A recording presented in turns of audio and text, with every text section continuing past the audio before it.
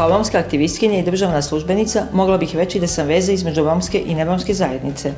Od 2014. godine, odnosno od osnivanja romske organizacije mladih Kovačajte sa nama, Pjevena Menca, koordinirala sam mnogim akcijama u okviru organizacije, a neke od njih su: sedmodnevna kampanja za prevenciju dječjeg prosjačenja i kršenja dječjih prava, organizovanje vođenja ljetnjeg kampa za mlade za učenje o romskom identitetu, neformalni časovi o romskom jeziku u osnovnoj školi Božidar Vuković Podgoričani na Koniku, a također sam tokom 2015. i 2016. godine sprovodila radionice motivisanja djece da se obrazuju i nastave sa školovanjem.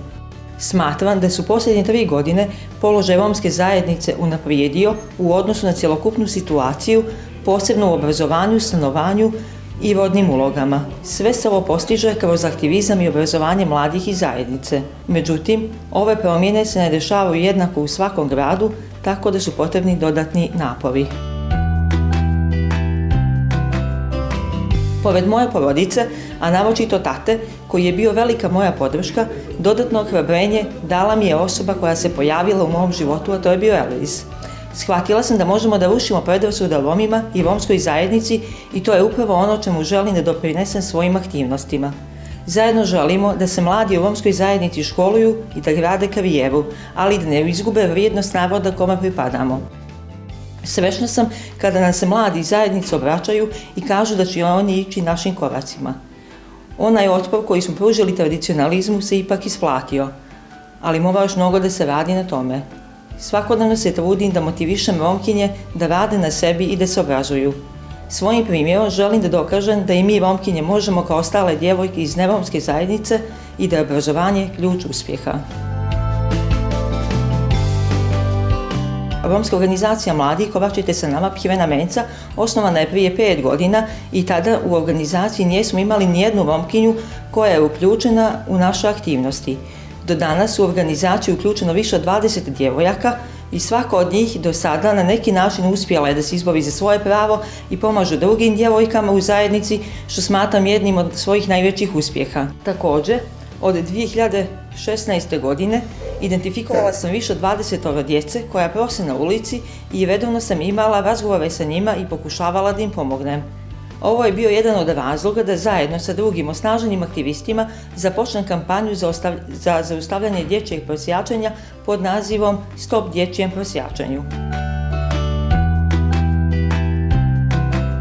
Moj san bi bio da kroz ove aktivnosti uspijem podržati što više djece i mladih i da ih postaknem da je obrazovanje jako bitno.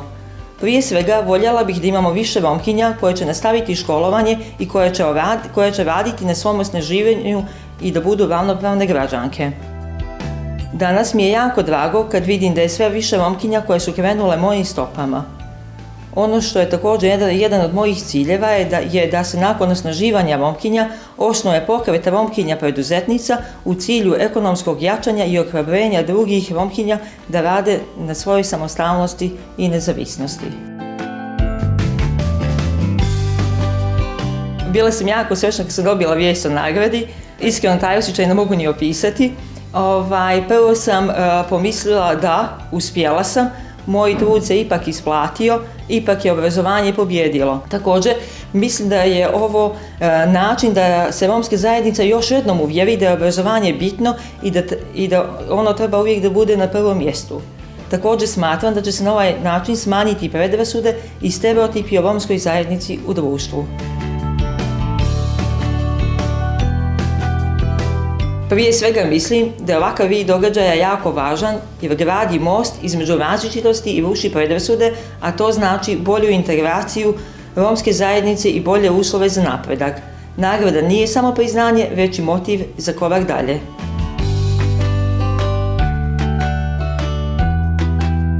Postoji veliki broj aktivnosti koje želimo da realizujemo, ali istakla bih nastavak rada sa djecom i mladima kako bi poboljšali svoj uspjeh i nastavili dalje sa obrazovanjem, kao i osnivanje pokreta romskih preduzetnica u cilju ekonomskog jačanja i ohrabrenja drugih Romkinja da rade na svojoj samostalnosti i nezavisnosti.